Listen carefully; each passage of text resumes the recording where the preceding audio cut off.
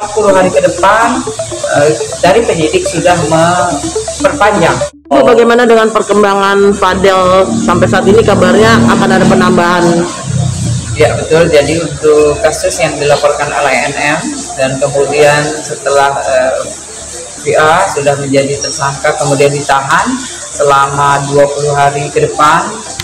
Lanjut untuk pemberkasan masih berjalan, oleh karena itu dari penyidik menambah untuk penahanannya menjadi 40 hari ke depan.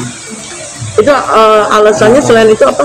Tadi berkasnya apa yang membuat ya semua memang dari berkas harus dilengkapi tentunya ya, dari mulai barang bukti kemudian saksi-saksi, nah itu semua dilengkapi.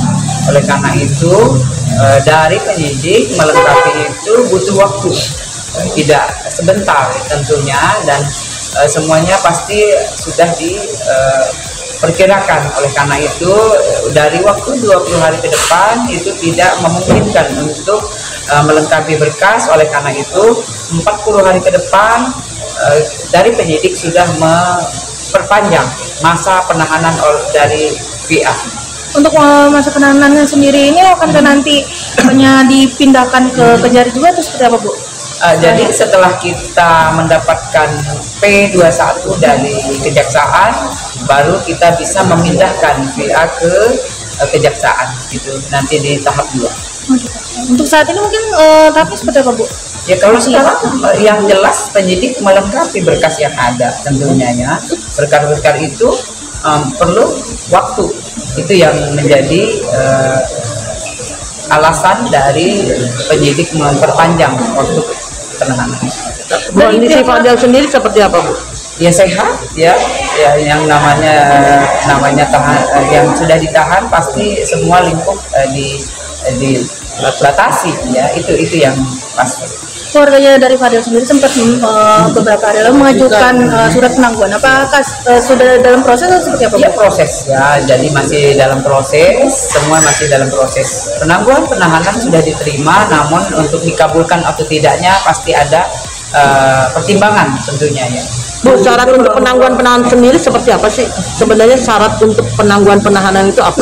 Ya syarat penangguhan penahanan itu yang pasti ya dari penyidik yang berwenang tentunya dan pimpinan. Namun pasti di situ ada jika tidak melarikan diri ya, kemudian tidak membuang barang bukti. Nah itu yang jadi pertimbangan tentunya.